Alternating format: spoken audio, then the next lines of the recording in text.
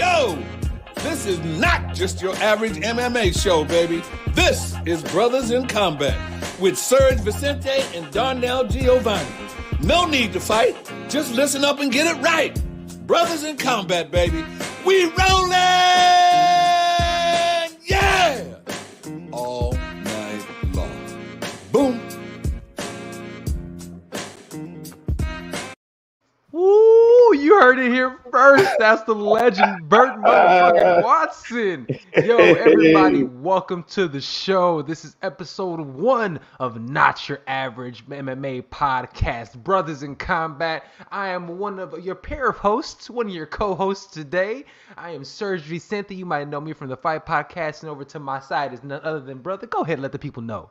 It's your boy, Mystic Black, baby. I'm so excited for the show. You know me from MMA Island, from my channel, Mystic Black MMA, all the interviews, everything. You know me from the Fight Podcast. I'm there. Now we're here together to bring you the Brothers in Combat. Just want to give a little shout out to Burt Watson for that intro. We appreciate you so much. The man. Boom. Thank you so much. Yo, Burt Watson is an absolute legend. I can't believe that we got him to do this shit. Like, Right. Holy shit, man. Dog, you sent me this thing, and for those who do not know, and guys, look, we're super excited about this show, okay? We're super excited to do this. We're super excited to bring you a different type of MMA podcast. This is not your average MMA podcast. Nope. Darnell, let the people know a little bit, man. Like, we talk a lot behind the scenes, but let's let them know before we get into it how this kind of came to fruition. So I had Serge on my show a couple times. Well, before that, you know, when I first started this journey into mixed martial arts broadcasting and just talking about it. By the way, it's my 1-year anniversary today of the Mystic Hour. Started this an hour today. Got the notification on Facebook today. So that's awesome for that. But you know, it's funny you say that. Yesterday, I got the notification. It's my 3rd-year anniversary yesterday. Look at that. Let's go. Let's go. I hope to get to 3 years. I'm going to keep absolutely will, brother. It's not even a question. But you guys, I saw this man doing really good work on his channel, the Fight Podcast. Watch a couple of the episodes, seeing the amazing things he was doing, the different style of just MMA reporting and just like interviews that you don't see typically. And of course, I had him on the show. I was like, man, this is this. We got something going on here. Something's happening here. We got this. We got to do something, make something like this happen. So, of course, me and Serge, we talked about it. We've been talking about it for a while now, and we made it happen. It's here. Brothers in Combat is here. We fucking made it, man. And absolutely, I think this is one of those moments of real recognizes real. You know what I mean? Yeah. And you're right. I peeped you from a distance, and it's weird over this past year how people have really become. You know, it's what sink or swim over the pandemic. And people have grown. Obviously, you got a year. You've been hustling this shit for a year, doing this in the pandemic, and for us to establish a friendship, a working relationship, a rapport in the way we did, and then obviously it's evolved into a friendship. To now we have this. It's amazing. I could not be more excited to go along this journey with you, my brother. Hey, we did it. We're doing it, and let's keep it going. Yo, I'm sorry. What was that? One more time? I said we did it. Let's keep it going. Let's go. Well, check it out. Lot to get to, and this is what we're gonna do here on Brothers in Combat. We gonna jump into this shit. Yeah, we'll talk some culture. Yeah, we're gonna talk hip hop because you know we love some hip hop. But we're here to talk MMA. Yes. And talk all the fights. So let's kick it off with this. This past weekend, I don't know, not the most entertaining fight card in the world, but we did see, I think, one of the best up-and-coming heavyweights in the world. So let's talk about this. Ciryl Gane goes out there and defeats Rosenstruck, however you want to say it. He goes out there, does work, ends up winning the fight in unanimous decision. I have to ask you this, brother. Is Gane a legitimate contender at heavyweight after what you've seen? From that performance on Saturday, I know a lot of people were just like, wow, that was boring. I was expecting something different. This is the thing with the heavyweight division. When people are watching that weight class, they expect knockouts. They expect something really big to happen in that circumstance and in that time. Listen, heavyweights can fight smart too. If I'm Ciryl Gane, I'm going to go in there and I'm going to be very patient with a guy like Rosenstruck because he is somebody that has very explosive power and loves to counter. Loves to counter. So he fought him from a distance, which was very smart. Kind of like what Alistair Overeem did with him for 4.5 rounds, and then Alistair Overeem got a little bit too. Yeah, see how that turned out. He got a little bit too overzealous and ended up getting knocked out in the last 10 or 15 seconds of that fight. Dog. I think Gane fought very extremely smart, and that was for him to get a higher ranking. It's a smart thing to do. Is it going to help with the upper parts of with the higher ups, the Dana Whites and stuff like that? Maybe not, and we're going to get into that. But is he a legit heavyweight contender? Absolutely. Absolutely. And look, I'm glad you brought that up because it's one of those things. And don't get it twisted, people. We don't agree on everything. So no. just one of the times.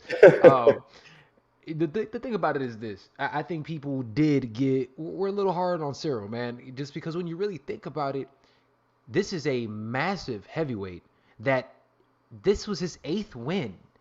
In his 8th win, his 5th fight in the UFC, he's only been training for 2 fucking years. And let me ask you this. Is it just me? Or did he look like a 20-fight veteran out there? He was establishing distance. He was the one that seemed like he knew what he was doing. His ring IQ was prevalent and was really being shown. His balance, his variety of strikes. This dude can go out there and take you down and get you on a heel hook. But at the same token, he knocked out JDS. He knocked out Junior Dos Santos. So for us to sit there and say, oh, he didn't knock somebody out. You know what this reminds me of? And I want to get your opinion on this. This really reminds me of how it was when Israel Adesanya didn't knock out Yoel Romero. People lost their fucking minds. This is crazy. 100%, almost the same exact circumstance, but it's I guess it was a little different in the sense because Yoel is super explosive and just like you're waiting for something to happen, and that fight could have been a little bit better, but Israel Adesanya fought smart. I get it, same Gane here, but they got to give him some kind of credit for doing what he did and doing what he's been doing the past couple of fights. He's on a good streak, and he's so young in this. He's not a young guy, but he's still so young in his MMA career. So for him to put on that smart of a performance, you gotta put him in that contenders. And he's not getting fighter like miles. When I say fighter miles, I mean like getting hit that much, getting hit hard by these guys who hit very hard. So it's pretty smart on his behalf. And this is showing you the big wave of MMA fighters that are coming and fighting smarter. And this is the first time we've actually seen this, I feel like, at heavyweight. And so the question in the beginning was like, we're talking about, is he a contender, right? The more I think about it, this might be the heavyweight, he might be the head of the heavyweight division sooner than we think. Am I crazy to say I would love to see him against John Jones? Dude, that would be an amazing matchup. It definitely would be a good opening, but just I'm not fired up for that. I'm not fired up for that at all. Like this Cyril Gane. Fired up to watch him fight then? Because to me, it's just like he has to be in the top 5 at this point, right? He has to be in the top 5, but like then at the same time, I think about it, I'm just like, damn, if Cyril Gane fought Francis Ngannou, Francis Ngannou might run right through him if he's gonna fight a little. He's a little slow. He's a little slow. So you think Cyril's a little slow? A little bit. I think he's a little slow. So him to fight those faster guys like your Francis's, it's just going to be completely different of a ball game. So I still think he's a contender, but I don't know. Him and those top 3 guys, what would get me excited to see Cyril Gane against Alex Volkov? I think that would be a perfect matchup. A guy who's as good on his feet as Alex Volkov is, and Gane, clearly you can see fights pretty smart. Both coming off wins. Both coming off wins. That gets me more excited. The John Jones thing, we haven't seen John Jones in any capacity at heavyweight. We don't know. He's not getting me excited yet at all. We're going to talk about that in a different sense about other stuff. But that doesn't excite me. John Jones doesn't excite me. So, but does Cyril Gane excite you? Because people have been saying that Cyril Gane, he was all hype. He's not exciting. Is this somebody that we should be excited about? Yes, for sure, but not, I guess, until his next really good performance. He definitely has to do something a little bit more exciting. Not to say he didn't do that against Junior Dos Santos, but he almost reminds me of this. I don't know if you remember him from back in the day, Francis Carmont. Remember Francis Carmont? Oh, This guy was just a yo. very tactical, take his time kind of a fighter. You just didn't know where he was going to explode or whatever that it was. But and it's crazy that they're both French guys. But French like guys. he just reminds me of him. I don't know what it is. He reminds me of Francis Carvalho. I know that's going to be a He big, bodied up. That's thing. the only similarities is he's bodied up. All right, that's it. Because I don't know what it is about these French dudes. They all come into MMA and kickboxing just jacked. Jacked from there's You know, huge guys. I play this. I'm not gonna say he's that because I just think this was such a smart tactical fight. He has the ability to go out there and do that, but we have to also take into account. I think people aren't saying it. You said it a little at the top of the show, bro. That's fucking. That was Jardinho Rosenstrike. We it's like I hate the narrative and I argue with people about this in boxing and things like that just because some people aren't there to get knocked out. Some people are not willing to put themselves in harm's way.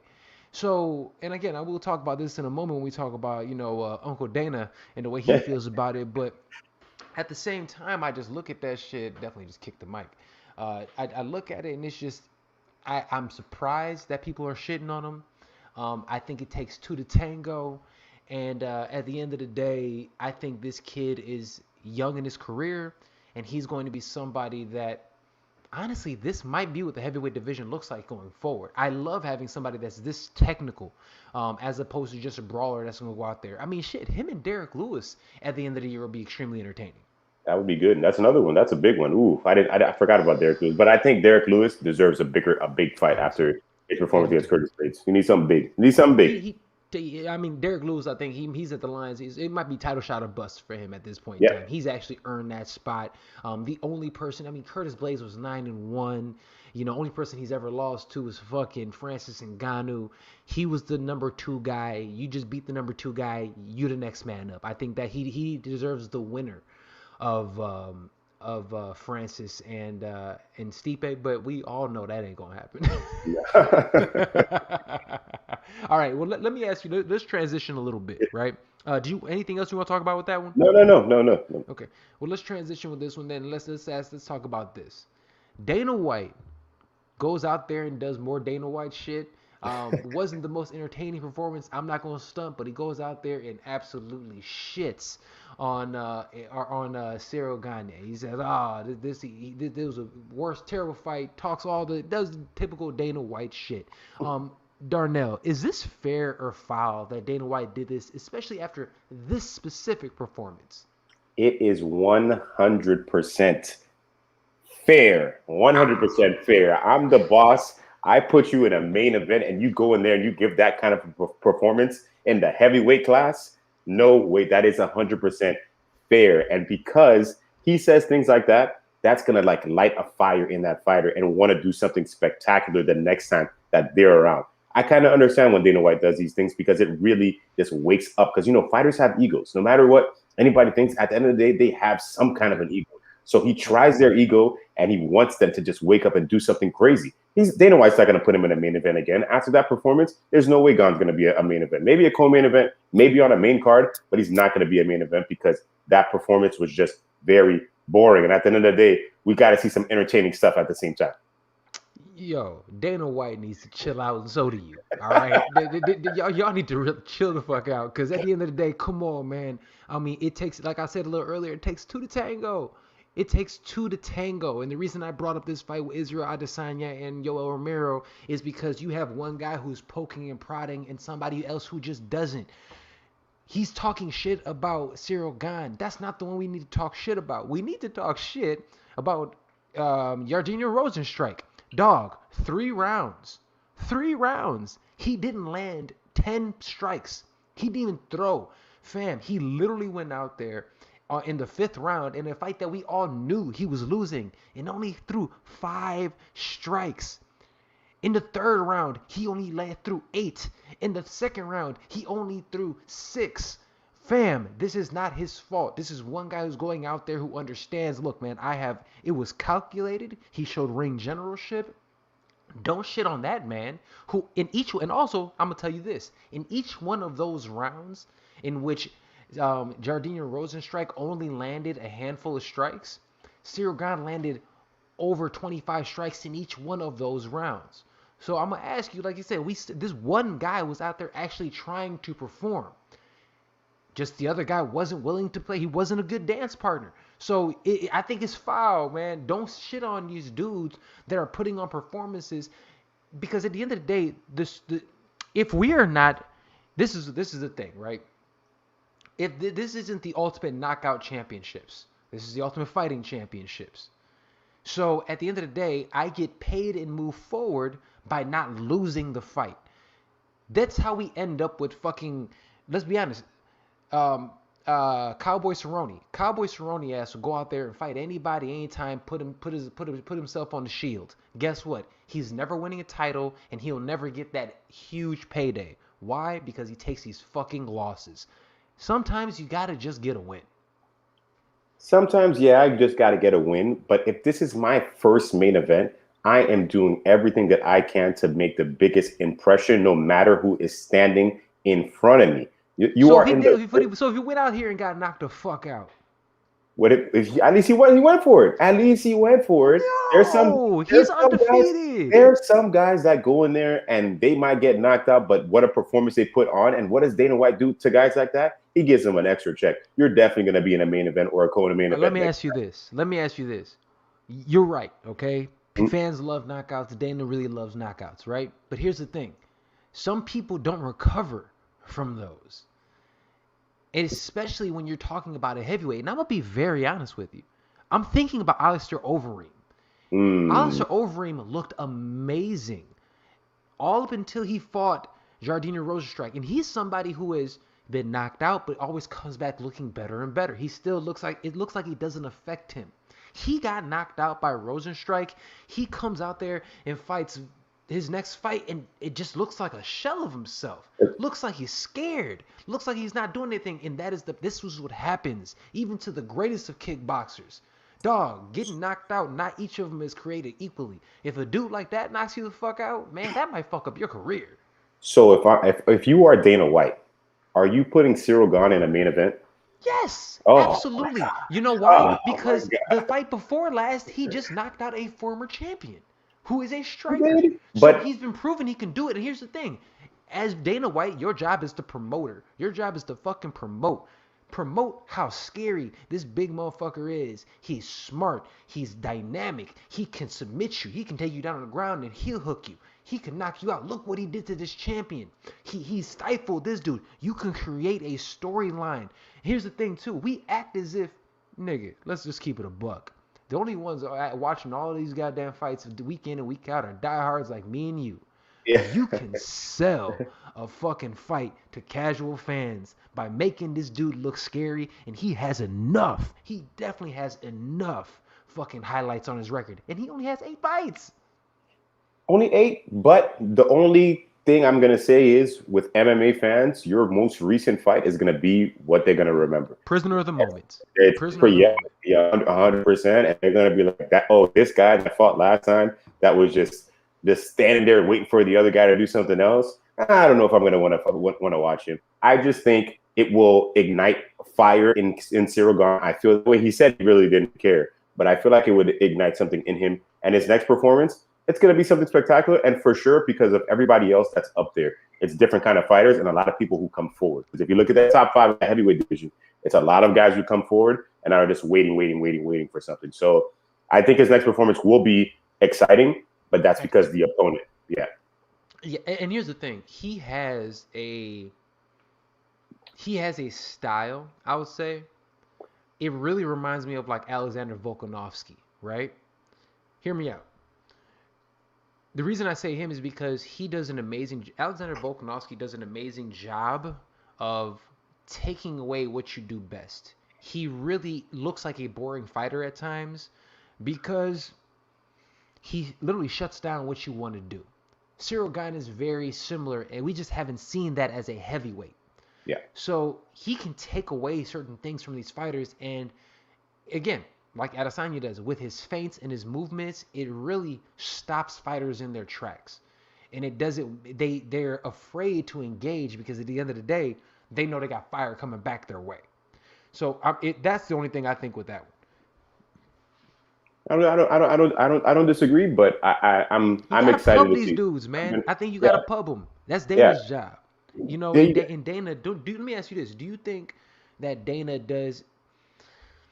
Is it counterproductive to sit there and shit on somebody in the way that he does? no, I don't know. It's very rare for me to. No, I've definitely disagreed with Dana White and some stuff that he said. And Yeah. 100%, he makes some insensitive comments. He doesn't get caught for a lot enough things that he says that or comes out of his mouth.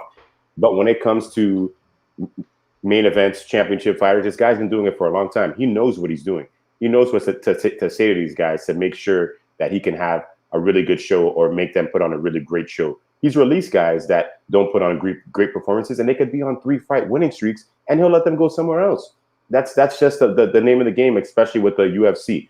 There's a difference between MMA and the UFC. In the past couple of years, the UFC has definitely revolved around a lot of entertainment values rather than actual contenders The to where merit of fighting. the merit of Yes. fighting. Like, why was Jose Aldo fighting for a God bantamweight damn it. championship? Why?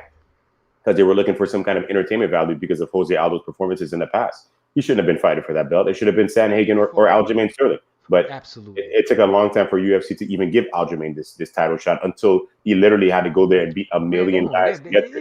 It'd be so hard pressed giving any niggas no goddamn title shots, fam. Any title shots They don't be trying to give motherfuckers no goddamn title shots over there at all. It's at very all. weird, but the UFC has definitely been different since they got acquired by WME. Definitely been a different story. From the Zuffa days to now, it's a different ballgame.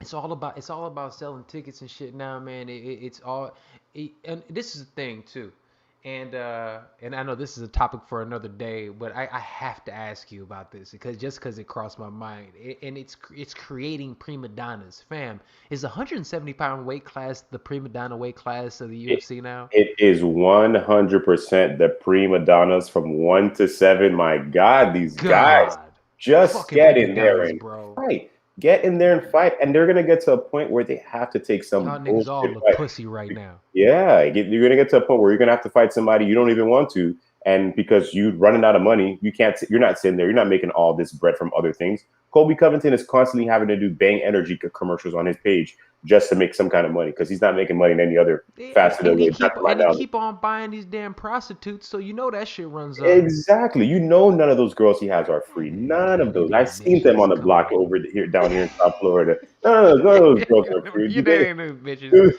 do, That nigga do they nasty. look good? Absolutely. But I'm not paying for that, man. That's a waste of money, and it's a lot of money. So Yo, I don't think Brendan anything. Shaw put that motherfucker on blast. He said when he was out there, them chicks he was like, hey, could you put your arms around me? And them girls were like, man, I ain't doing shit. Exactly. Like, they be disrespecting that man. Fuck Oh that my nigga. God, I hate it. But yes, it Give a is the prima shit. donna. It is the prima donna weight class now. We're noticing it. We can see it. None of these guys really want to fight. Hopefully, we'll get something going on in the summer. But they are the prima donnas, and it's one of the best weight class. Maybe the second best weight class in the UFC besides lightweight. Historically, even. It's Historically, crazy. yeah. To see it Well, now from the days of the GSPs and the Johnny Hendricks, those guys who are always in there wanting to fight, will fight anybody. Doesn't matter the John number. Fitch. John These Fitch, like these dudes, come grinders. And on. now we have everybody money. Oh, I want this money fight. Oh no, I'm not doing It's just nobody weak. favors. I'm not doing this. I hate it. I hate it. I hate it, man, and especially because again, it is a weight class that I have so much love and respect for. I mean, dude, that's the weight class that I competed in. I love that fucking weight Yeah. class. You know what I mean? So it's like I hear about it and you see this, just like, dog, why aren't none of y'all fighting each other? Everyone wants to sit here and talk shit and be a prima donna and make excuses and shit. And that brings me into my next topic. Speaking of prima donnas and making excuses, Paulo Bohachina Costa. We're gonna give a new nickname, El Vino. El Vino. Elvino. El Polo Vino. Elvino El Costa. Vino Costa. Elvino Costa goes out there on, I believe it was one of the Brazilian outlets. I don't know. You and I both saw it. But it goes out there and says, look, man, the day I fought Adesanya, I want that rematch because when it all boils down to it, I didn't put my best foot forward because I was a little hungover. Why I was a little hungover? You know, the fight was in the middle of the night. They had to wake me up. I couldn't go to sleep, so they had a bottle of wine in the room. I decided to go ahead and grab a little vino and partake. And he said he crushed the whole bottle, passed the fuck out, and woke up with a hangover. And said My he couldn't Lord. perform to his best of his ability. My brother, I'm going to ask you this. Are you buying this excuse? I am not buy. Even if I had $1 million to buy it, I ain't buying it for a penny. Not buying it. He needs to stop. Well, you know what, Paulo Costa Wilder? You sound like Deontay Wilder making excuses Dude, from a. How long are you going to dude. be making excuses after a loss that long ago? I think he lost did they lose around the same time? Wilder lost like a month or two before Costa lost. I don't know what it was. But Wilder unfortunately lost in Black History Month. oh my And God, then of all the time. Costa lost in May. So it wasn't And that they May. They both pushing a year. exactly. They both pushing a year, talking about some old a loss from before. Get back in there and just fight. Stop complaining. Wine. You're gonna tell me wine is your reason why you came in the next day and you didn't feel good. I was hungover. What? That big guy, especially when you're an athlete, that stuff's not gonna affect your body like that. You can wake up At and all. you'll be completely fine, and you have a whole day to recover from something like that. I had one glass. I had two glass. I had a full bottle. What are you doing? And at the same time, who was in that room letting him do something like that? Is that their coach? Is that Captain America that's letting him do that? That sounds very crazy to me if that's what he's doing with these guys, which I wouldn't be surprised because this guy Wouldn't loves be a good amount of surprised. attention, walks around with the fur coat and doing all this mess that is just so weird to me. I respect him, but I don't know what I'm he's doing glad with you fighters do. like that. I I'm don't know. I glad don't you know. do. I respect him because of the guys that he has, like your Pit Bulls, your Henry Cejudos. He has done a good job with those guys. I truly question his like what he's actually doing over there. How I so? really do. Because at the end of the day, is he the X's and O's guy? Is he the one who's actually going out there and training them? I mean, he just see that dude is what the fuck is the Undertaker's boy's name? Paul Heyman or whatever the fuck. Yeah, Paul Heyman. That Yeah, motherfucker is just Paul Heyman to advocate. me. I ain't seen his ass train a goddamn body. You know what I'm saying? He's I ain't in seen him there. hold There's no pads. I ain't seen him do shit. it's weird, to think about it too, because then I was about to compare him to somebody else like Ray Longo, but Ray Longo holds pads. He does hold pads for his Ray fighters. Longo holds He pads. holds pads. Mark Henry holds pads. There's a lot of guys. Yeah, you actually see him, but you don't see Yeah. Eric. How do you say his last name? The El Capitan, all Yeah, right? yeah. Yeah, I whatever don't the even fuck know. his name is. But I never And see him in there. You're right. You're right. and here's the thing, and I don't want to absolutely just completely shit on dude, Yep. but because he does have amazing athletes. His persona sucks, and all of his athletes' personas suck. And I know he's the one encouraging this shitty, cringy fucking thing. But here's the thing I'll say about Polo Costa. Polo Costa, look at me in the camera, in my face. Do you see me? I'm looking at you. You're never winning a title, ever. Especially in the UFC. And the reason I'm gonna say that is this: there's levels to this fucking game, fam, and you're not built for it. It's the biggest fight in your life, and you decide to get scummy the day before. You don't deserve this shit. So at the end of the day, you'll never get a title in the UFC. And at the end of the day, yo, you about to get knocked out again because Robert Whittaker go put them yammers on you because he's coming for keeps, and he ain't out here doing all the other fuck shit. It's and then to make excuses, this motherfucker was calling out Israel Adesanya after the fight. Sign the contract. Sign the contract. Nigga, you got knocked out. Ain't no contracts to be signed. You ain't Conor McGregor.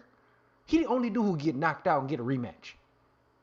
That's it. You can't call his shots. You cannot call his shots. You just came off a loss, and you cannot stop talking about this same loss from a year ago. And you trying to call your shots against Robert Whittaker, who went there and fought 2 times after he lost to Adesanya, still in there fighting.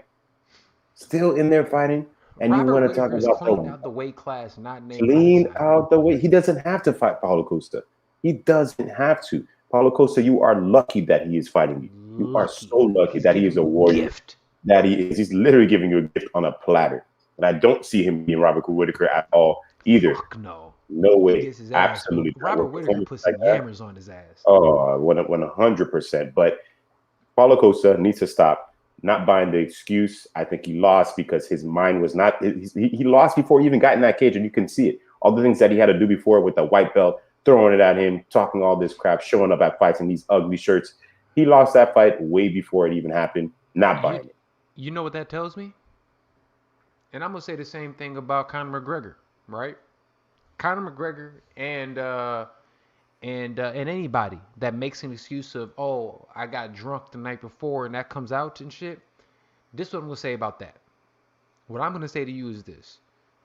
That means that's called self-sabotage. That means you were terrified and you knew you were going to lose this fight. That's what that tells me. That's how I knew Conor would never beat Khabib. That's how I know this dude would never do this. It's not going to happen because guess what? You're scared. Yep. Yeah, that's it. You're scared. This is an excuse. This is called self-sabotage. If people, it's fucking self-sabotage 101. This nigga was terrified. He's shaking his. Why you think he's out here getting worked, but over here trying to hands behind? I ain't never seen somebody get punched in the face and then put their hands behind their back. Come get on, it. son. I don't get it. I don't get it. Enough, Paulo. I don't want to talk about. I don't want to talk about that guy anymore. Get him out of here. Get him out of here. Gave this fucking Get him out of here. Shine. Get him out of here, man. Well, let's talk about somebody who really actually deserves the shine. He don't always do the best shit, but at the end of the day, he's somebody who can call his shots and has earned that right because as doofy as he fucking is, he's still arguably the greatest fighter of all time. What was that? Kobe Covington? Oh, no, ain't that fucker. We were talking none other than the other doofy of the world, John Jones. John Jones came out this week, man, and let me ask you this: he dropped a video, and he's getting a lot of shade about this video. I don't know if you saw it, but he was hitting pads with Trevor Whitman. And people said he looked slow, and people weren't impressed. Very critical of his videos. You saw the video. What is your estimation? What are your thoughts? Were you impressed? Were you concerned? What are your thoughts on that video? My thing is, I'm thinking he's doing that same mistake he did when he was supposed to fight Rumble Johnson. Then he ended up fighting OSP, and he was lifting all those weights, and he came in there jacked, and he looked like absolute shit. So I feel that if this is the John Jones that we're going to see with all the weightlifting, because all he keeps putting up is he's lifting 600 pounds, 500 pounds. If you know, I'm not saying he's not, of course, John Jones is one of the best to ever do it. But if you know, you've trained mixed martial arts, these guys aren't lifting all that crazy amounts of weight. No, these guys are maybe maxing out 300 pounds, 200 pounds, something like that. But that is not the basis of their training. I understand he's moving to a weight class. You want to be stronger, but you can do that in so many other different ways. So I don't think that's the smartest thing to do. All the bulking. Alex Gustafsson did that. Got big. That didn't help him. Went in there, got whooped real fast in the first round by Verdum. Not even close. You don't have to do that. Now we're talking about this striking video. John Jones has never been the hardest hitter. Never been the hardest hitter. He's accurate. He definitely can give you a lot of volume. The elbows on the ground, they're nasty, but he's never been the guy to, one punch. I got that one punch hit. When he fought Glover, he was hitting Glover with some clean shots, but they just did not have power. I saw him put out a video yesterday with talking about Daniel Cormier. I'm going to harp on this one more time. Puppy shit, son. I'm going to harp on this again. Daniel Cormier is retired. He is allowed to speak about these guys, and especially in the octagon, because he's been in there with them. He's been in there with a lot of guys. So they need to stop this when he talks about something and he's being realistic and he's giving you firsthand experience, which is cool to see because not a lot of guys do that. He was in the cage with John Jones and he said he doesn't hit that hard. He might have knocked him out, yes, with the head kick. Yes, he did.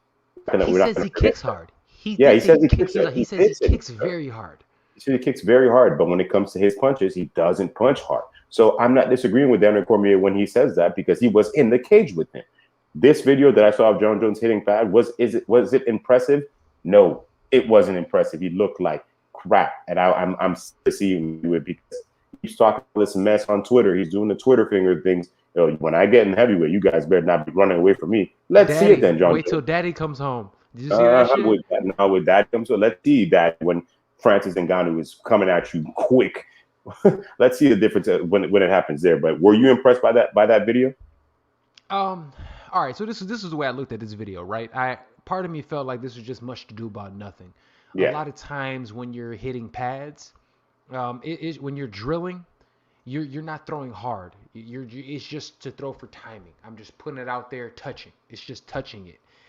It seemed like he was touching. He was working on a couple things. He threw at the end of the video an overhand left hook that he Mm-hmm. doesn't usually throw. So to Ever. me, it seemed like he was working on different things, working on a couple different angles. So it was. Did he look fast? Did he look explosive? No. But I just chalked that up to we just got a little bit of clips just to see how big he is, his movement. I just think it's much ado about nothing. He didn't did he look good? No. I feel like if you're going to show something, I would have shown something a little bit more snappy, something that made it Mhm. look like, explosive. But maybe he was just trying to show off like, look, I'm big, strong, and I'm powerful now.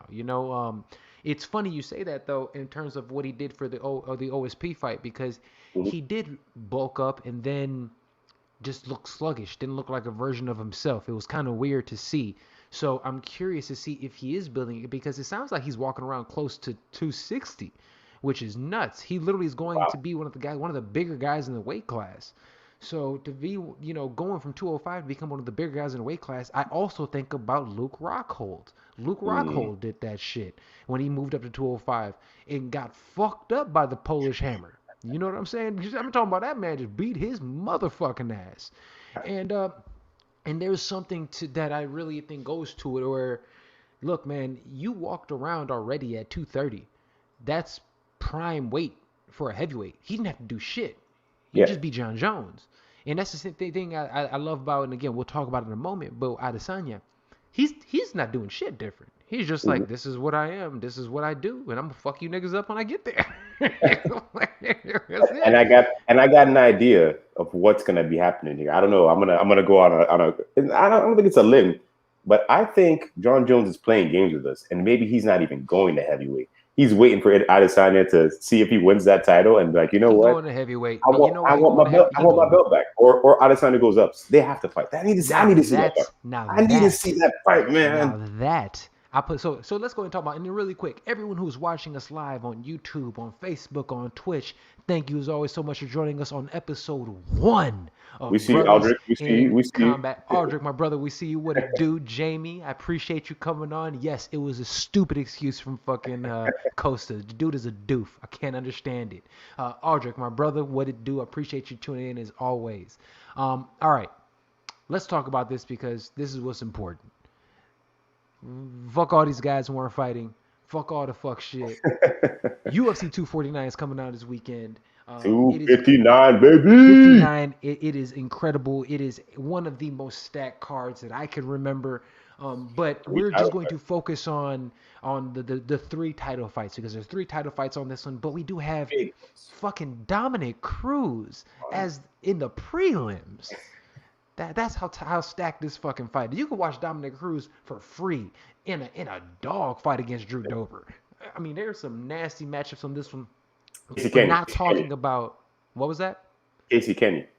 Casey Kenny. I'm sorry, I said Drew Yeah. Dober. But Drew Dober is on Drew that card Dober's against fighting Islam Makhachev. That's Yeah. it. Another banger.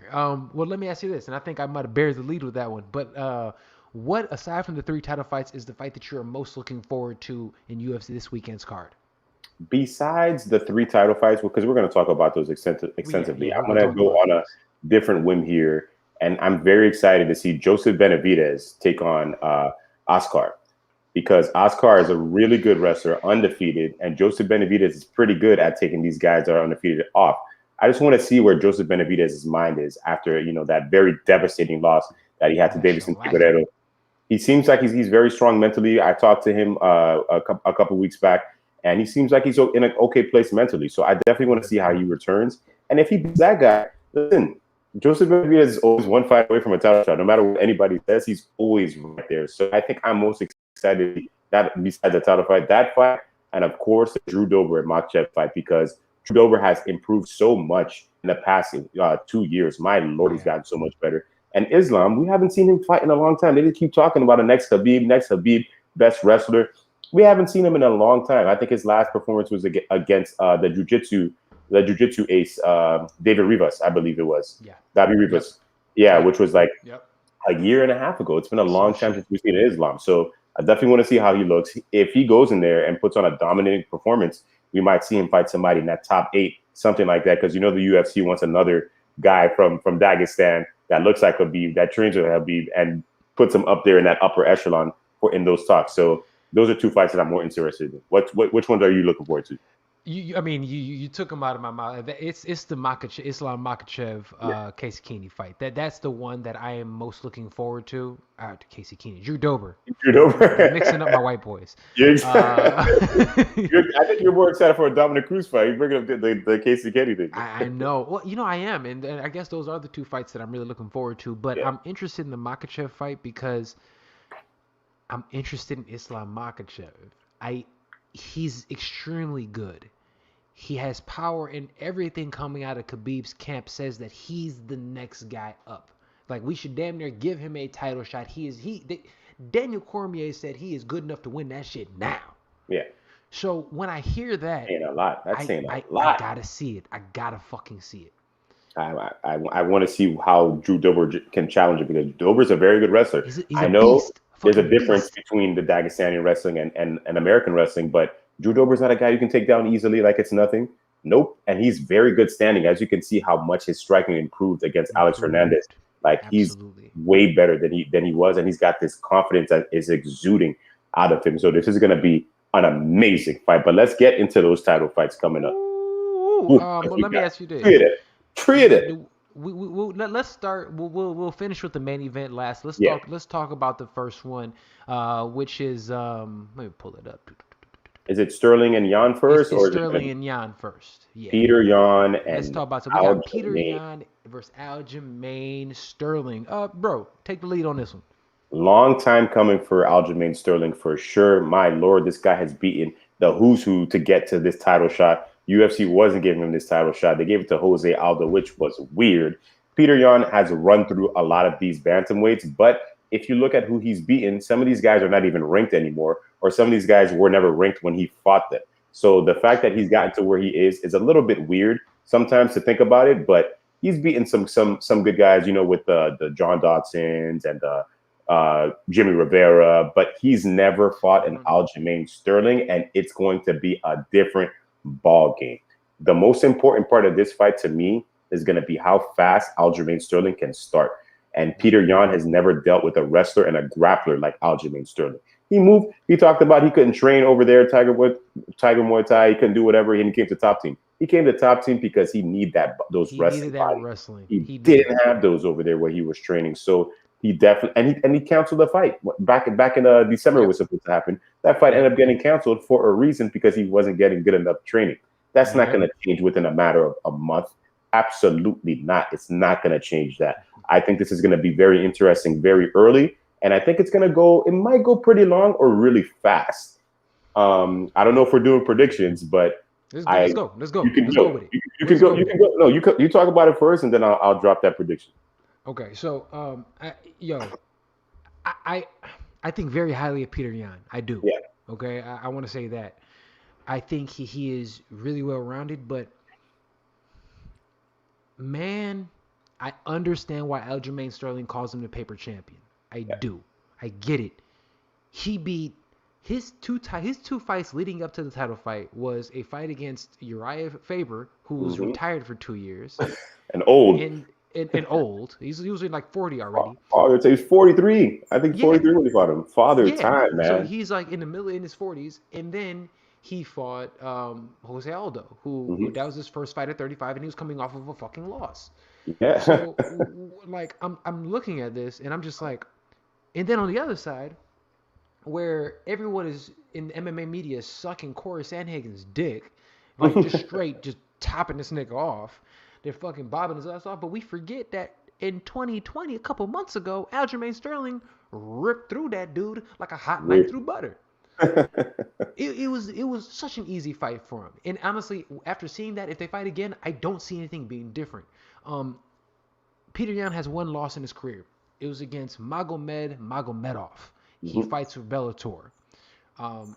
He is the only guy that he's the only wrestling heavy dude. If you look at their styles, it is similar. It's not as explosive, but it's similar to Aljamain Sterling. Magomedov and Peter Yan are 1-1. Okay? So what that tells me is that style is difficult for him. I don't know. I just want to take that, put out there. His last 2 losses in that style. Let's go ahead and do predictions. My brother, the floor is yours. It's been a long time. As I said before, Aljamain Sterling has, been on his journey to get to this title. He's had some slip ups. He lost the Marlon Moraes. That was on a short notice. He got knocked out. He talked about getting knocked out Everybody gets before touched. in training before. He said, what's his name? Zabit caught him with something while they were training as well too. So those things worry me sometimes, if he gets hit pretty nasty by Peter Yan. But I just think this is a styles make everything right here on this fight. I think Sterling goes in there while they're dry, gets Peter Yan on the ground, and I think Aljamain Sterling can get that title within the first 2 rounds. I'm going to take Aljamain Sterling by submission. Boom. Boom. I love it. I love it. First one or two while they're dry. Human back right there. He's coming in hot. And who he's been training with at Extreme Couture. That's how you know he's doing everything in his power to come at him different. Those guys are so good over there in Vegas. They're so good. Such a good team. Such a fucking good team. John Wood and them and all those guys are really, really good. Dewey Cooper and everybody, Dewey man. Cooper. That's a great squad over there. Here's my okay.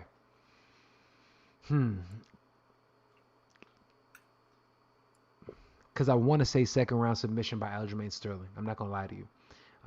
After watching the fights, not only with Jimmy Rivera, and I'm talking about the fight that Peter Yan had, because even that one was a fight that if it wasn't for the knockdowns, literally at the end of each round, he would have lost the fight. Right? You felt that Jimmy Rivera won. I think Jimmy Rivera won that fight. Yes. Honestly. Jimmy Rivera outworked him that fight. And one thing I know about Aljamain Sterling is that he will outwork you. Yep. I think Aljamain Sterling breaks him. I can see him. I'm going third round submission, Aljamain Sterling. Third round submission. Third round submission. It's gonna be a little wet. You sure? It's gonna be a little wet by the third round. Because I think with his pace, I see him starting to come downhill. I really see Aljo start coming downhill, and I see him getting a submission win. And honestly, I see this being a dominant win, and I think he puts the world on notice and shows that he's the best 135 pounder that we have. Ooh. That's going to be big. That's going to be big. Yeah. That's a big one, guys. You definitely got to watch that fight. You got to see that one. It's going to be a great one. My personal opinion, I think this is going to be the fight of the night. This is how good this fight has the opportunity to be. I think the Makhachev fight is going to be fight of the night. Him and Dober. Makhachev beats his ass. Ooh, beats his ass. Beats his ass. I think Islam is going to drag that man. I think he's going to drag him into I think he's going to drag him to the deepest oceans and drown him. Listen, all this Habib talk, he's not Habib, man. I think that Dober is going to submit Makhachev. I think he can submit Makhachev for sure. He's going to go for I think Makhachev is a real deal. His head movement when he takes people down is just so risky, man. Like guillotine central with that head movement when he takes people down. But to each your own on that one. But let's talk about the co-main. Co-main is with the, how do I put this? The greatest female fighter of all time. One of the greatest fighters of all time. I'm tired of all the greatest females. One of the greatest fighters of all time. Hey, top 10. Top 10 for sure. Easy. I give her top 10. Not top 5, top 10. Top 10. I can't give you top 5. I'm sorry. But I'll say, especially when your best fighter, I think you lost. Oh, yeah, Valentina. The Valentina thing you can never get over. She fucking lost. She fucking lost to Valentina. Nobody wants to talk about it, but she lost. Whatever. But she got a former Invicta champ here in Megan Anderson. She has Megan Anderson, who is a former Invicta champion who has evolved in her game. Okay. Yes. Megan Anderson is somebody that was Invicta. She's from, Australia. She had her struggles when she first came to the UFC, but with John Krause and those boys, amazing team down there in Missouri. They're really establishing themselves as one of the best teams in all of MMA. But in terms of Megan Anderson, she's evolved. She can take you down. She can control people on the ground. She can also hurt people with big power, as we saw her last time out. Let me ask you this: do you believe that Megan Anderson is also the biggest underdog on this card? She's like a minus Yeah. 12,000 underdog on this card. Does she actually have a shot? I am going to put $5 on a Megan Anderson finish. Just, because that's a big underdog. That's Why you crazy. gonna lose money like I'm that? gonna put, it's okay. I'll take the five. It's a little $5. I'm gonna put on her because, and I'm saying this because I'll play the devil's advocate here. Listen, Megan Anderson is the first legit featherweight that Amanda Nunes is gonna fight. That's Not a true. big girl. That's That's a not big. true. Alicia Spencer is a featherweight. Yeah, Is a she's a big legit. girl. But And how about Chris Cyborg? oh, sorry, Cyborg. My bad, my bad. But I'm saying big. Like she's a big girl. She's She's tall, just man. She's tall. long, and she hits Yeah, that she hard. is. And to me, she's a little bit smarter of a striker than Chris Cyborg. Chris Cyborg is the Vanderlei of a bum rush you, I'm gonna kill you kind of mindset. That's easy to get knocked out. I think Megan Anderson is more patient. She's very patient. She's long. She can hit very hard. Remember when she fought Holly Holm? Every time she hit Holly Holm, it wasn't any kind of soft hit. Holly Holm was feeling that, and Holly Holm, the striker, turned into a grappler with Megan Anderson. That's where I see Megan can maybe fight a little slower, and she's Holly got Holm ain't it. been Holly Holm since she's beat Ronda Rousey. I don't give a fuck what Holly Holm talking about. She had a good performance against Arena Aldana. That was not bad, but I know it's not the Got no super time for finisher fucking that she Holly used to Holm. be. But let me say this: Megan Anderson fight a smarter fight, slower fight, slow the pace down. It's gonna be too tough, man, against a girl like Amanda Nunes, who is just good everywhere. She's just good everywhere. And if she doesn't feel comfortable standing, she'll take you down. And Megan Anderson is very synonymous for having grappling issues. If Holly Holm can out grapple you, I'm scared to see what Amanda Nunes is gonna do to you. But at the same time, the only thing that scared me about Amanda Nunes lately was when she fought Jermaine Durandamy, and Jermaine Durandamy was lining Amanda Nunes up when they were standing, Yeah, and we're she had to take talking about Jermaine Raname though, who is a long multiple girl just like time. Megan. She's long But no, just no, like but Megan. there's a difference though in terms of Jermaine Durandame, multiple time Muay Thai world champion that is accustomed to striking and knocking. We're talking about the Iron Maiden. She knocks people's faces off. Megan Anderson is not that. And I'm gonna make this real quick. Megan Anderson is fucked up. I don't even care about this fight like that. Next, let's go. Fuck out of here. I don't care about this Listen, fucking fight. I think Megan gives Amanda a Next, little bit of run for her money. I think everybody should put easy money. $5. I'm saying Easy it right money. here. Put $5 on Megan Anderson for a finish. I promise you, you'll make some. But I'm gonna I'm say telling you to save I your think fucking $5 for the dollar menu somewhere. Fuck out of here. Get yourself a scratch off. You're better off. Fuck out of here, man. That's just I a think waste. I think Amanda Nunes pulls it off for sure. She's gonna pull it off. She's gonna win that fight. It's not gonna be close. They got to stop putting these people against Amanda. They have nobody else to They got challenge nobody else. anymore. They got Until nobody they else. do Valentina Part 3. I know you're excited for that. That's gonna happen soon enough. So, but next, Hey, next, Valentina next. Part 3, that's the only thing that matters. Well, let's talk about the fight that really matters. And we have to talk about the 205-pound championship. Israel Adesanya is moving up to take on Power, Jan baby. Blachowicz, the Polish Polish power. power. Polish Look, power. this is an amazing fight. You know, we have a couple more minutes left in the show, and I want to make sure we give this its due. Let's talk about this. This fight, I think, is extremely exciting.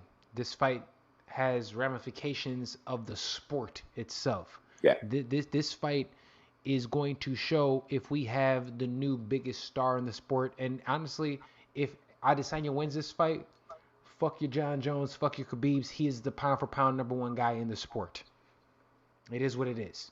Okay. Hands up and down. Facts. Let me ask you how you feel this fight is going to go, and what problems does Jan Blachowicz present for Adesanya coming up?